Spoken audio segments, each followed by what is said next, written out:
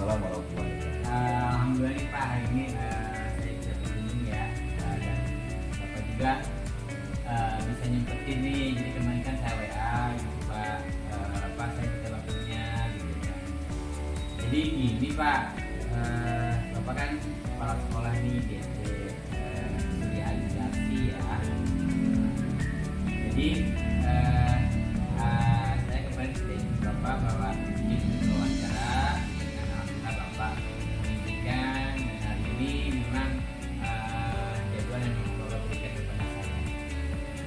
Wawancara ini sebenarnya untuk pemenuhan tugas saya sebagai PGP Pak. Jadi alhamdulillah hari ini saya sedang proses calon guru penggerak Pak. Guru penggerak yang dulu di sini tugas itu berkaitan dengan demonstrasi kontekstual Pak di modul 3.1, yaitu pengambilan keputusan berbasis nilai-nilai kebajikan Pak. Jadi mungkin nanti ada beberapa pertanyaan yang akan saya sampaikan tentang tugas yang memang saya jalani. Jadi bisa bersedia nih Pak, kira-kira nih Pak. Asal jangan ada tuntutan aja Pak De. Oh gitu. Tapi keluarga semua sehat Alhamdulillah Pak De selalu berkah, mudah-mudahan Pak De juga lancar dalam proses belajar melalui program CGP ini.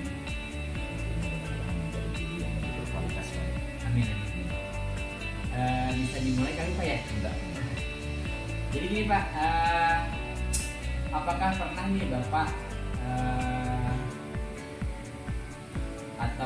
atau tidak gitu Bapak di posisi dihadapkan dengan dua hal Pak. Jadi dua hal itu mungkin yang hal itu sama-sama baik gitu kan, atau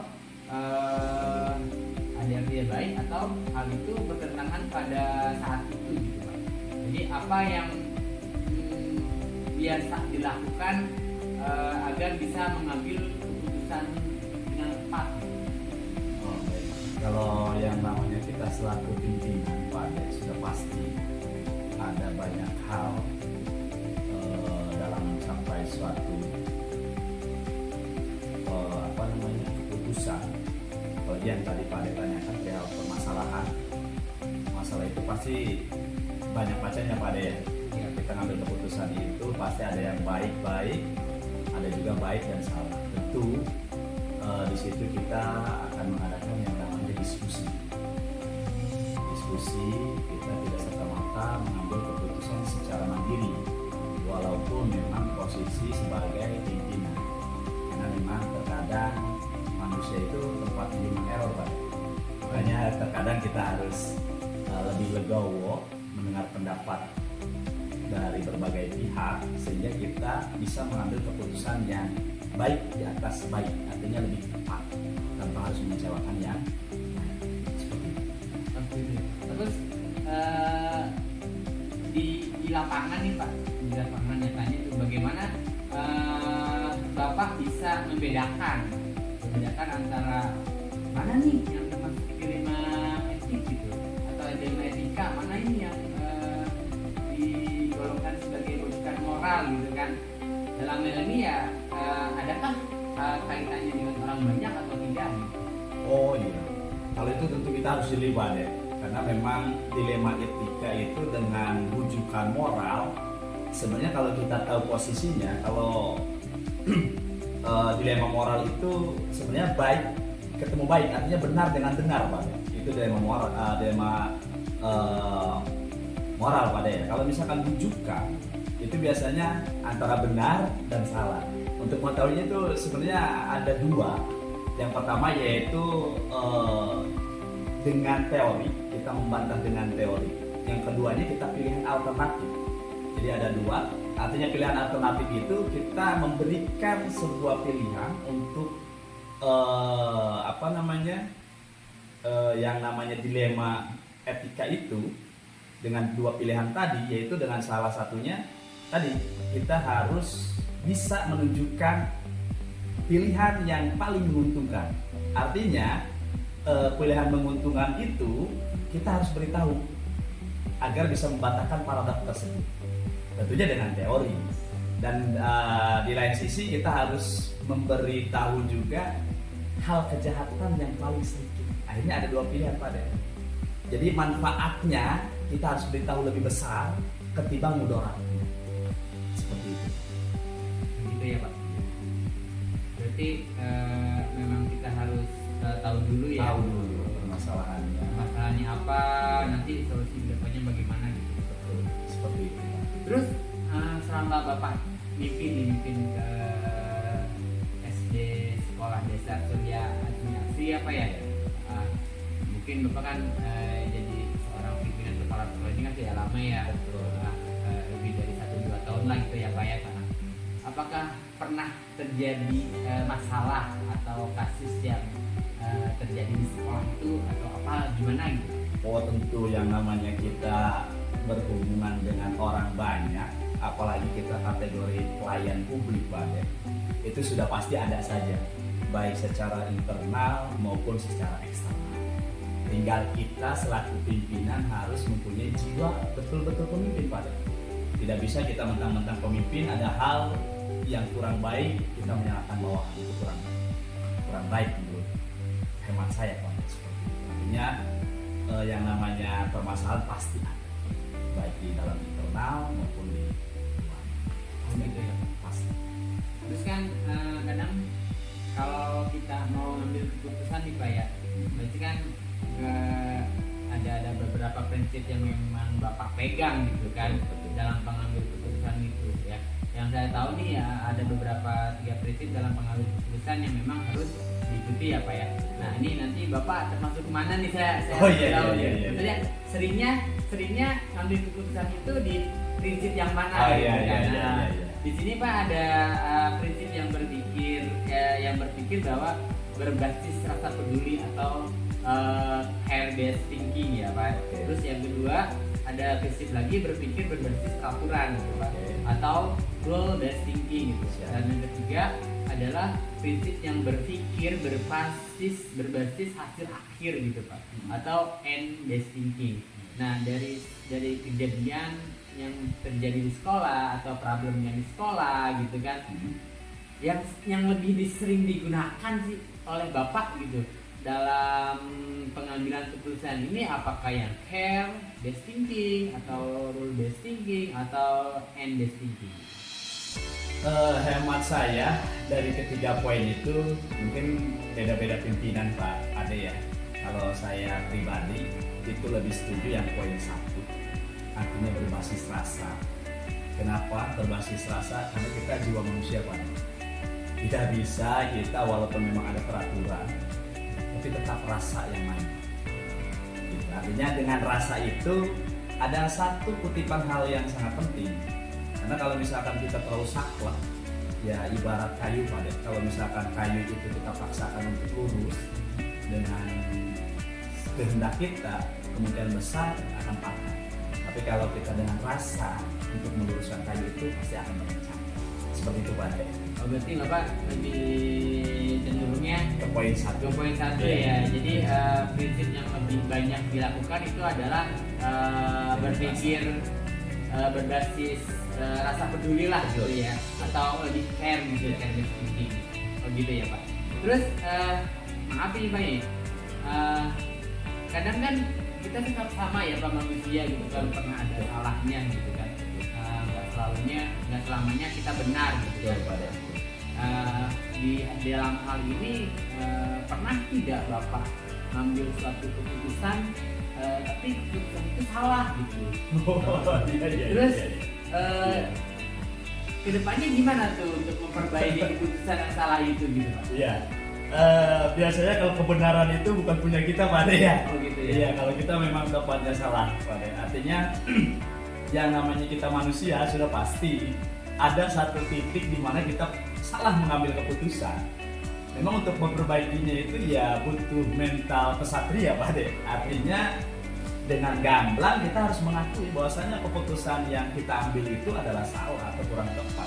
Dan kita sudah harus layaknya kita minta maaf. Karena memang kita salah dalam mengambil keputusan, dan menurut saya minta maaf itu lebih baik. ketimbang kita mempertahankan posisi kesalahan kita sendiri Pak Ade gitu. Artinya menurut saya ya walaupun kita selaku pimpinan kita lebih harus mengambil bijak dalam hal dan memberikan contoh kepada bawahan kita bahwasanya ketika ada hal salah ya harus kita berani untuk meminta maaf. Seperti itu sih. Berarti pernah ya? Pernah Pak Ade, namanya manusia pasti pernah. Tidak ada manusia yang sempurna Pak Ade. Jadi langkah yang tadi Bapak lakukan yang pertama ya paling minta maaf dulu ya. Ya, tapi akhirnya dari situ kita belajar. Ketika memang kita ada pengambilan keputusan, kita akan lebih hati-hati Pak. Jadi karena adanya hal kesalahan dalam pengambilan keputusan, memang ada beberapa hal yang akan dirugikan. Tapi setelah kita minta maaf, kita refleksi kembali ya alhamdulillah. Nah, ini kita ada poin khusus, oh ya kita harus minta maaf dan kita harus merefleksi apapun sebelum pengambilan keputusan dan sesudahnya seperti itu. Oh gitu Pak? Iya. Oke siap Pak. Nah ini Pak nih, setiap problem atau masalah pasti kan ada orang lain yang terlibat gitu kan. Contoh Bapak pernah tidak mengambil keputusan A gitu, mengajak siapa atau rekan atau teman sekolah untuk mengambil pas atau tidak nih kebijakan itu gitu kan. Tentu pernah Pak De, karena memang keputusan itu sebuah dilema yang notabene kita tidak bisa serta-merta secara emosional kita ngambil sendiri. Artinya kita kan bisa Pak De, ada yang namanya kalau di sekolah itu kan pengawas bina SD, ada juga kalau di sekolah itu komite atau perwakilan wali murid, terus ada juga untuk kelompok kerja kepala sekolah, ada juga di MKKG dan sebagainya. Banyak Pak De wadahnya, tinggal kita nanti memposisikan lebih tepatnya kita ngambil saran pihak mana itu sih Pak De. Ketika kita mengambil kebijakan yang lebih tinggi, biasanya saya konsul dengan para pembina pengawas seperti itu. Adapun kita ketika ada permasalahan manajemen dan yang lainnya atau dalam lingkup intern sekolah, biasanya saya akan berdiskusi dengan komite sekolah, terutama untuk para siswa Pak De. Karena biasanya kita akan sinkronisasi dalam hal pengambilan kebijakan. Berarti adanya kolaborasi ya. Kolaborasi itu penting Pak De. Dalam dunia pendidikan saya pikir bukan hanya dunia pendidikan Pak De, artinya dunia kesehatan, dunia bisnis dan sebagainya. Saya pikir kayaknya kolaborasi itu penting, apalagi dalam dunia pendidikan. Seperti itu sih. Gitu ya Pak. Iya. Berarti ada tuh keterlibatan. Oh ada. Oh ada ya. Keterkaitan baik dalam intern sekolah maupun eksternal sekolah. Juga. Iya. Sama kayak halnya kita nih Pak ya, mau mengerjakan sesuatu kan, kalau nulis buku kita sudah ada gerakan. Oh iya betul gitu kan. Biar nggak ngawur Pak. Biar nggak ngawur Iya, betul. Gitu dalam mengambil keputusan kita nanti betul, gitu kan. Betul. Itu kadang saya suka berpikir gitu. Dalam pengambilan keputusan yang Bapak terapkan di sekolah Bapak ini gitu, adakah langkah-langkah yang memang Bapak jalankan atau step by stepnya gitu supaya memang keputusan ini memang dianggap baik gitu Pak? Dalam pengambilan keputusan tentu ada Pak De, yang pernah saya baca itu ada 9 poin kalau nggak salah. Tapi saya nggak tahu ingat atau tidaknya itu Pak De. Intinya dalam pengambilan keputusan itu ada 9 poin. Yang pertama itu ya kita harus mengenali nilai-nilainya dulu. Yang keduanya kita harus menentukan siapa saja yang akan terlibat. Dan yang ketiganya kita mengumpulkan fakta. Yang tadi Pak Ade bilang itu kita harus punya kerangka, ya itulah. Yang keempatnya kita harus menguji benar salah atau benar-benar seperti itu. Terus prinsipnya juga harus kita pegang. Yang selanjutnya yaitu investigasi dengan opsi ada berapa opsi gitu Pak De, saya lupa. Terus yang ke-8-nya kita buat keputusan. Yang terakhir penting Pak De, kita harus merefleksi setelah kita mengambil keputusan. Itu penting, itu poin yang sangat penting menurut saya Pak. Oh, berarti harus dikaji ulang. Harus dikaji ulang. Keputusannya bener nggak? Bener nih? nggak itu? Pas nggak? Nah seperti itu Pak De. Baik nggak untuk khalayak ramai gitu? Iya. Ya? Itu yang paling penting sih dari poin 1 sampai poin 9 itu kalau menurut saya pribadi ya, refleksi itu. Yang 9 itu Yang yang sudah paling itu penting. yang paling penting menurut saya, setelah semuanya kita jalani ya kita harus refleksi. Oh gitu ya. Bapak kayaknya banyak banget nih masukan buat saya nih dari wawancara hari ini Pak ya. Jadi saya juga bisa belajar dari Bapak. Ya, jadi gini Pak, ini baru berandai-andai ya, karena kan saya sedang menjalankan program CGP ya. Sebenarnya sih saya ingin minta saran nih Pak, saran ke depan gitu Pak. Iya. Jadi nggak tahu kan kalau rezeki kita kan nggak tahu ke depan bagaimana gitu kan. Karena kan pada dasarnya CGP itu kan kalau nggak jadi kepala sekolah ke depannya gitu kan, atau jadi pengawas gitu ya Pak ya. Entah itu ke depan bagaimana, tapi ketika saya suatu saat nanti jadi pimpinan seperti Bapak sekarang gitu kan, jadi kepala sekolah gitu kan, saya lebih ingin Pak kasih dong saran buat saya gitu. Kalau saya nanti jadi pimpinan tuh harus bagaimana nih gitu. Saya pikir di CGP itu calon guru penggerak pada ya. Iya Pak. Saya pikir di situ tuh kayaknya udah tingkatan ilmu tingkat dewa Pak deh. Tapi tadi Pak deh ya, kadang kita ada lupanya Pak deh. Iya, Pak. Yang jelas kalau kita menjadi seorang pemimpin, yang paling utama kita jangan pernah menyalahgunakan kekuasaan kita. Berarti Wewenang kita itu jangan disalahgunakan. Selanjutnya kita harus menjadi pemimpin yang memberikan contoh yang baik bagi rekan-rekan kita, teman sejawat kita. Selanjutnya yang ketiga, saya biasanya lebih kepada saya itu bukan memang posisinya kepala sekolah, tapi saya lebih senang ketika kita ada pekerjaan itu kita membuat teamwork.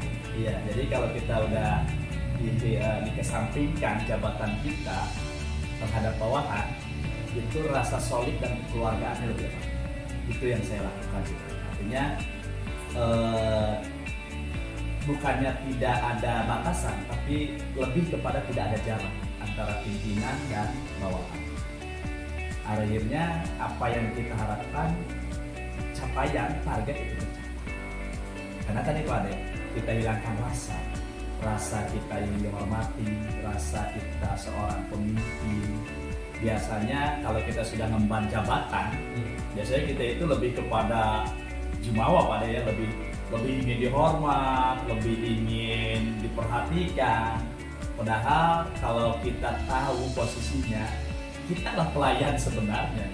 Jadi kita memberikan contoh ke bawahan kita dengan semaksimal mungkin, dengan cara yang elegan, tapi tidak juga kita menakutkan gitu Pak Ade. Biasanya kan kalau bawahan itu ketika melihat sosok pimpinan, ada rasa tegang gitu. Nah itu akhirnya ada unsur yang membuat ketidaknyamanan di lingkungan kerja Pak. Tapi dengan tadi saya buat sistem dengan rekan-rekan saya, artinya silakan kita tidak ada jarak tapi tahu batasan. Artinya tahu batasan itu tatkala memang posisinya saya kepala sekolah ya harus bisa mengalir saya kepala sekolah. Tatkala kita ada pekerjaan yang harus kita selesaikan bersama ya kita kerjakan bersama, kita adalah tim. Gitu. Kalau sudah menjadi tim kan kayaknya lebih nyaman. Seperti itu sih. Baik Pak, super banget nih sarannya. Jadi saya agak sedikit terbuka ya. Jadi hal apa nanti akan saya hadapi ke depan, sudah ada cadangan nih kalau kata HP itu udah siap lah gitu lah ke depannya. Ya yang paling terpenting mudah-mudahan tatkala nanti Pak Ade selesai di CGP dan ada rizkinya baik itu di pengawas maupun kepala sekolah, mudah-mudahan yang paling penting aman. Siap Bagi amanah dan bijak dan menerapkan ilmu yang sudah didapatkan di CGP. Baik Pak, mungkin itu aja nih. Terima kasih Karena Pak. udah nggak enak nih karena Bapak udah super banget, udah malam banget. Gitu kan ya, saya juga izin pamit Pak, mungkin mohon bimbingannya Pak di hari yang akan datang gitu kan. Terus jangan jangan bosan Pak. Amin. Untuk saya Kita sama-sama belajar pada. iya ketika saya juga salah Pak ya. Bapak makasih. Sama-sama, Pak. Terima kasih. Izin saya pamit. Gimana ya ucapannya? Pokoknya terima kasih banyak buat Bapak nih. Terima kasih ya Pak. Ya, assalamualaikum. Waalaikumsalam warahmatullahi wabarakatuh. Sehat pada. Siap Pak. Terima kasih Pak. Sama-sama deh.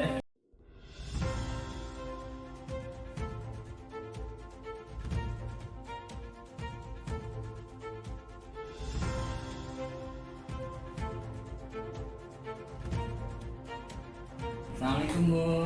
Waalaikumsalam. Bu, bentar izin. Kemarin kan aku udah ini ya Bu, saya sudah WA koordinasi ke Ibu. Izin untuk wawancara ya Bu ya. Ibu saya terima kasih sudah diberikan izin untuk wawancara Ibu. Adapun hari ini kegiatan yang ingin saya wawancara itu adalah berkaitan dengan tugas saya dengan demonstrasi kontekstual 3.1 Bu. Ya, itu tentang pengambilan keputusan berbasis nilai-nilai kebajikan. Izin untuk mewawancara Ibu selaku kepala sekolah. Mungkin bisa dimulai nggak Bu nih? Iya silakan. Yang bisa saya jawab belum jawab ya silakan. Jadi begini Bu, ada beberapa pertanyaan yang akan saya lemparkan ke Ibu. Pertanyaan pertama, apakah pernah atau tidak berada dalam posisi dihadapkan dengan dua hal gitu. Nah, dua hal itu yang memang benar-benar sama-sama baik gitu kan. Terus tapi ada pertentangan di hal itu gitu. Baiklah, terima kasih Pak Ade ya. Sini akan coba saya jawab ya. Itu pernah saja terjadi ya di posisi dihadapkan dengan masalah yang seperti itu. Ya. Di sini saya terlebih dahulu akan mempertimbangkan ya. Ada pertimbangan apakah keputusan yang kami buat itu sudah tepat atau belum ya. Kemudian apakah keputusan itu sudah baik atau belum, dan sebelum membuat keputusan biasanya saya selalu mengkaji ulang ya, dikaji ulang bagaimana keputusan itu yang akan saya buat itu, terus berkali-kali dikaji ulang gitu. Ini Bu ada pertanyaan selanjutnya nih Bu ya. Di pertanyaan selanjutnya itu bagaimana cara Ibu bisa membedakan nih antara dilema etika dengan bujukan moral? Perbedaannya antara dilema etika dengan rujukan moral itu, kalau dilema etika itu kan benar vs benar ya, merupakan situasi sulit di mana seorang itu harus menentukan pilihannya secara moral ya. Tapi keduanya itu benar, tapi dia bertentangan dalam mengambil keputusan ya. Sedangkan kalau rujukan moral yaitu benar vs salah ya, adalah suatu ketika seorang harus menentukan keputusan itu dengan cara benar atau salah. Itu menurut saya. Oh gitu ya Bu. Terus gini Bu, apa pernah terjadi kasus gitu atau situasi di mana Ibu dalam pengambilan keputusan di sekolah itu perlu diputuskan gitu? Dalam pengambil keputusan itu ada masalah ya, banyak masalah yang terjadi. Sebetulnya banyak sekali yang masalah terjadi di sekolah ini, terutama di dalam kegiatan pembelajaran ataupun tentang keputusan terakhir. Misalnya ketika anak itu dalam akhir pembelajaran dia itu harus tidak naik ya, tetapi orang tuanya itu menuntut anak itu harus naik kelas. Itu kita harus bagaimana mengambil keputusannya. Sedangkan kalau kita naikkan anak tersebut, dia tidak akan mampu di kelas berikutnya. Tapi kalau orang tua inginnya kan anak itu selalu naik ya, selalu naik kelas seperti itu. Keputusannya akan kita ambil musyawarah dengan guru ya, dengan orang tua juga diajak bicara, bahwa orang tua supaya sadar kalau siswanya tersebut emang belum mampu di kelas berikutnya. Oh gitu ya. Berarti harus ada kolaborasi juga kali ya antara ibu selaku kepala sekolah dengan ibu dan guru kelas, terus guru kelas juga harus koordinasi dengan orang tua. Oh itu gitu ya. bisa jadinya, terutama antara orang tua lah. Kalau tidak orang tua, kalau tidak diberi awal dari warning dulu, anaknya itu akan tidak naik kelas. Terus benturan dari permasalahan yang tadi ibu hadapi itu efek benturannya gimana Bu? Apakah orang tuanya ngambek atau marah gitu kan? Kenapa anaknya nggak naik gitu ta? Terus cara mengatasinya ibu sebagai pimpinan gimana tuh? Kalau benturan seperti itu sudah biasa ya, ada ya. Nah, dengan pihak lain, dengan orang, terutama orang tua yang kita jadikan pelayanan, kita kan orang tua yang ke siswa, selain siswa itu ke orang tua. Nah, di antaranya benturan itu seperti tadi saya katakan bahwa orang tua harus selalu kita ajak bicara, komunikasi ya. Nah, cara mengatasinya yaitu kita itu dari ketika anak itu misalnya 1 semester anak itu sudah lambat ya, kita sudah memberikan diberitakan kepada orang tuanya bahwa ibu anak ibu tersebut atau ananda ini memiliki kekurangan dalam pelajaran ini, tolong dibantu di rumah ya. Nah kemudian bulan berikutnya ketika tetap tidak ada perkembangan, guru tersebut tetap saya anjurkan kepada guru tersebut harus selalu tetap komunikasi tentang perkembangan sampai akhirnya pada akhir semester ya. Ketika pada akhir semester guru dengan orang tua harus selalu memberikan perkembangan, harus selalu berkomunikasi ya. Nah ya, pada akhirnya ketika orang tua tidak terima ya, tetap kita sudah memberikan komunikasi, orang tua tetap ada yang tidak terima dengan keputusan guru tersebut. Jadi adanya komunikasi antara si guru dengan orang tua sebelumnya. Terus keputusannya anak tersebut naik nggak sih Bu gitu? Untuk keputusannya anak tersebut, biasanya anak tersebut itu naik ke kelas berikutnya, tapi dengan syarat. Oh ada syarat. Ya, ada syaratnya, misalnya boleh naik ke kelas berikutnya atau kelas 3 ke kelas 4, tapi dengan syarat nih pembelajaran atau pelajaran yang kurang tuh ini. Dari kelas 3 ke kelas 4 ke orang tua juga diberitakan, kemudian ke guru yang kelas 4 itu dititipkan istilahnya. Tolong titip anak ini kekurangannya di sini di pelajaran tersebut. Baik Bu. Nah jadi begini Bu, dari setiap mengambil pengambilan keputusan itu kan ada beberapa prinsip yang memang ada ya Bu. Ada beberapa prinsip yang ada. Jadi pengambilan keputusan itu ada 3 prinsip nih Bu ya. Prinsip yang memang harus ada itu yang pertama adalah prinsip berpikir rasa peduli atau care based thinking ya. Yang kedua adalah prinsip berpikir berbasis peraturan, berarti rule based thinking. Yang ketiga adalah prinsip berbasis hasil akhir atau end based thinking. Biasanya dari 3 prinsip yang itu yang sering ibu gunakan dalam pengambilan keputusan yang memang permasalahan yang ada di sekolah itu lebih ke care kah atau lebih ke role kah atau lebih ke end kah? Biasanya kalau di sekolah itu kita ambil prinsipnya care ya, prinsip care based itu seperti digunakan para guru karena prinsip itu memiliki empati tinggi atau kasih sayang atau peduli, cenderung kepedulian.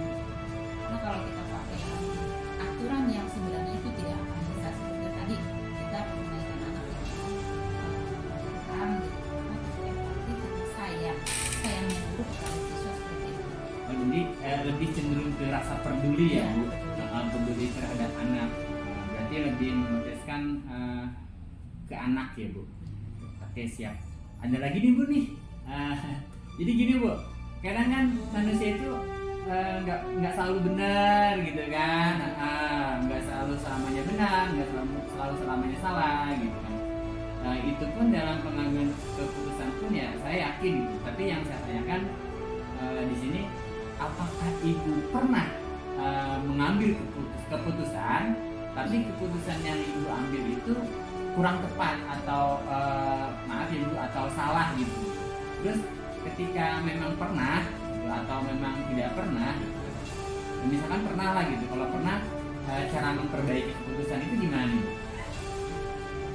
Dalam mengambil keputusan itu tidak semuanya benar pasti ya, Iya. pasti tidak semuanya benar.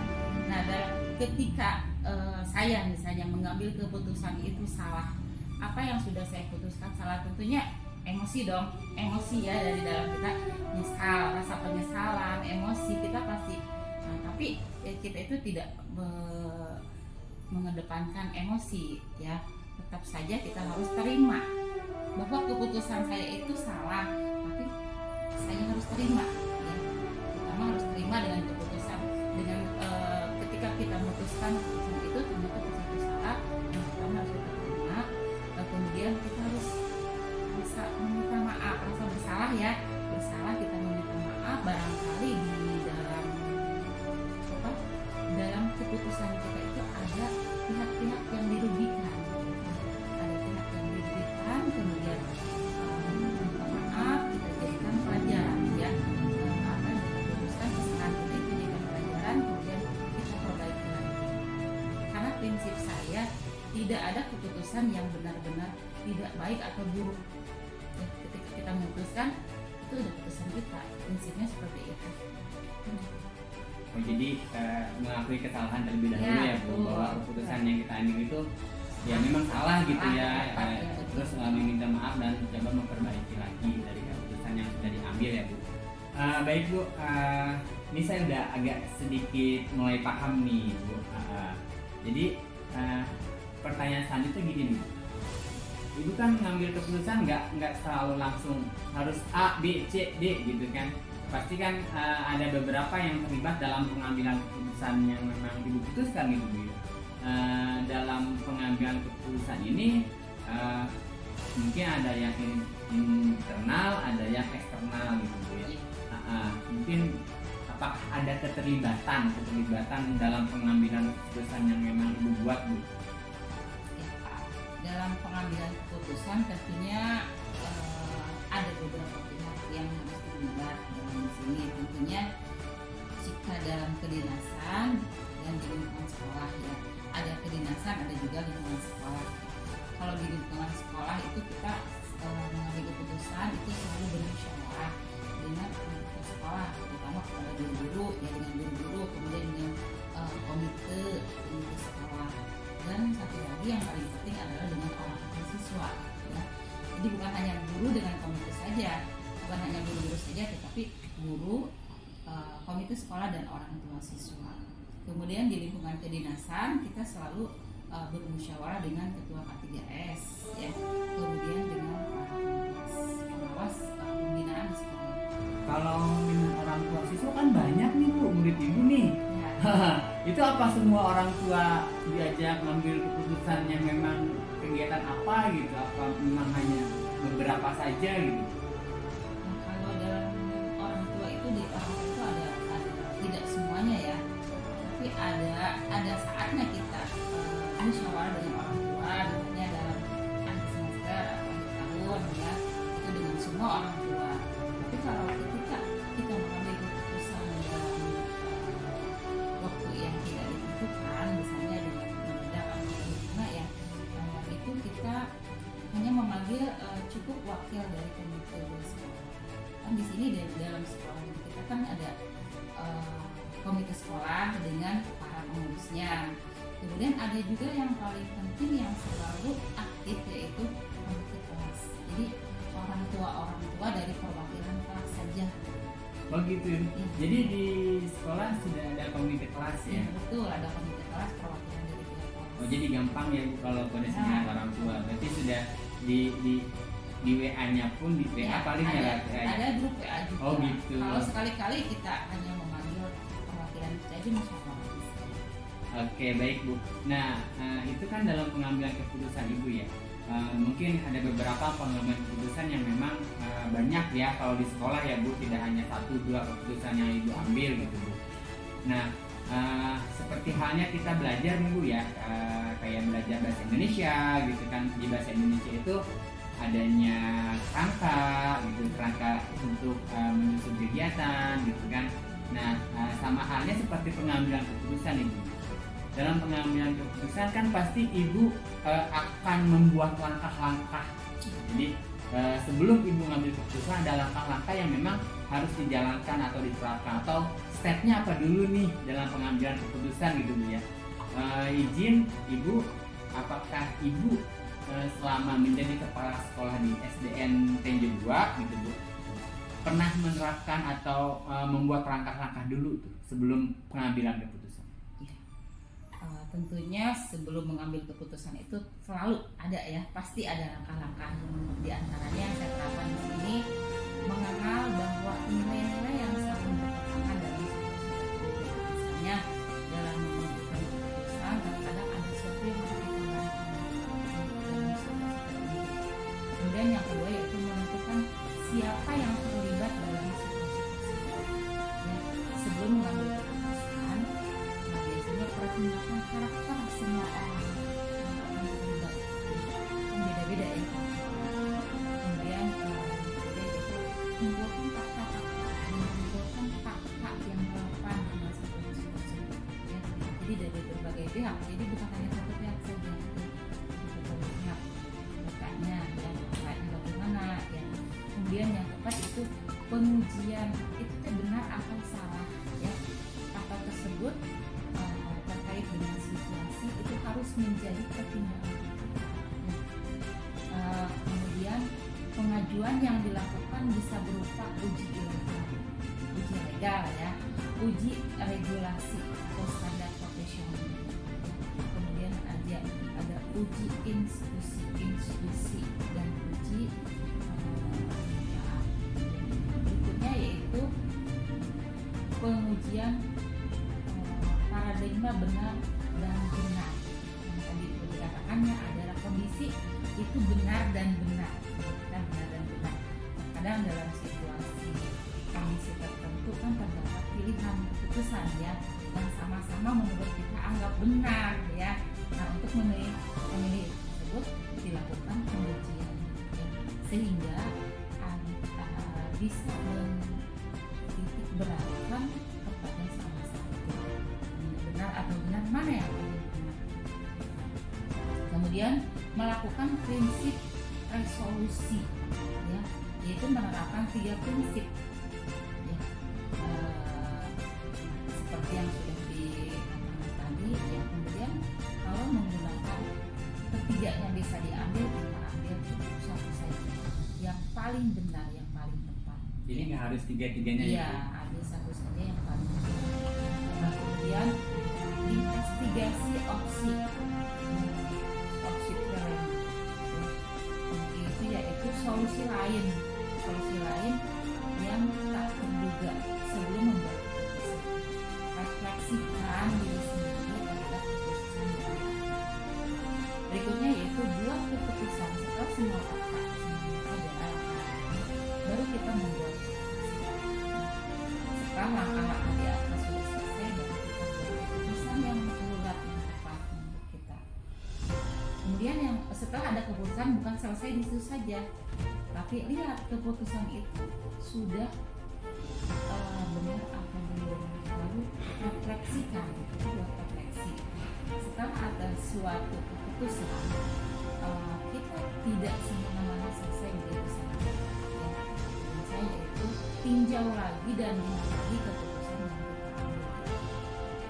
Kemudian diskusikan dengan pihak-pihak yang berkaitan seperti tadi ya, itu komite dan asesor. Mungkin itu Bu, sangat bagus sekali, sangat bermanfaat bagi saya pribadi ya Bu, mengenai wawancara yang hari ini dijalankan Bu. Jadi kita sudah hampir di penghujung kegiatan nih Bu ya, perihal wawancara hari ini gitu kan. Saya sangat berterima kasih sekali kepada Ibu sebagai kepala sekolah sudah menyempatkan waktunya, gitu kan, sudah mengizinkan saya untuk wawancara hari ini sebagai tugas saya pribadi, Bu, tugas CGT, Bu. Terus Ibu juga di sini sebenarnya sih ada sesuatu yang ingin saya mintakan saran gitu, Bu, atau ketika nanti saya jadi seperti Ibu tuh, jadi pemimpin gitu ya. Jadi ingin saya tanyakan bahwa ketika saya jadi pemimpin seperti Ibu, jadi kepala sekolah, izin Bu, gitu ya. Adakah saran yang untuk saya ketika saya jadi kepala sekolah nanti? Amin. Mudah-mudahan ya, mudah-mudahan Pak Ade juga setelah selesai program CGT ini, mudah-mudahan kedepannya menjadi pimpinan menggantikan saya. Ya, pesannya sebenarnya tidak banyak sih pesannya. Kita kan memberikan layanan ya kepada masyarakat, berikan layanan yang terbaik, terutama kepada siswa ya dan orang tua. Guru juga sama ya, berikan layanan terbaik. Kemudian kita jangan emosi ya, ketika di sekolah itu banyak sekali permasalahan itu banyak sekali. Nah, itu ketika menghadapi permasalahan itu yang penting kita pelajari dulu masalahnya, bagaimana masalahnya, kita tanya masalah itu ke berbagai pihak ya. Kalau kita hanya satu pihak saja itu belum bisa dikatakan itu sebuah masalah untuk menyelesaikan. Itu kita tanyakan kebenarannya ke berbagai pihak ya. Tentunya ketika ada masalah kita harus mengambil keputusan ya. Dalam mengambil keputusan kita tidak bisa mengambil keputusan itu kita sendiri ya. Jangan mentang-mentang sebagai pimpinan ambil keputusan sendiri. Tentunya dalam mengambil keputusan itu kita harus selalu meminta pendapat, atau kita harus selalu bermusyawarah dengan pihak-pihak yang ada di sekolah ya, terutama kepada seperti tadi ya, pada guru ya, guru, kemudian ke sekolah, dan satu lagi yang penting orang tua. Itu harus selalu bermusyawarah. Orang tua juga jangan dikesampingkan, tetap paling penting ya, karena apapun yang ada di sekolah, siswa itu tetap akan memberikan laporan kepada orang tua. Jadi kita nyambung ya, ketika ada masalah itu siswa tahu, misalnya siswanya orang tua harus kita ajak untuk keputusan. Jangan sampai kita mengambil keputusan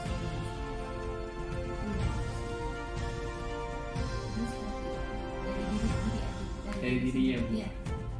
Jadi ada yang saya ambil tuh dari Ibu yang tadi ya, mudah-mudahan satu saat nanti ya saya seperti Ibu ya, Bu ya. Nah, jadi intinya tetap sabar, terus tidak boleh tergesa-gesa dalam pengambilan keputusan, ya Bu ya. Jangan mengutamakan emosi yang ada ya, Bu ya, dan terus bermusyawarah dengan sesama rekan kerja yang ada. Ibu, makasih banyak. Ini saya sudah dapat ilmu yang sangat banyak sekali hari ini.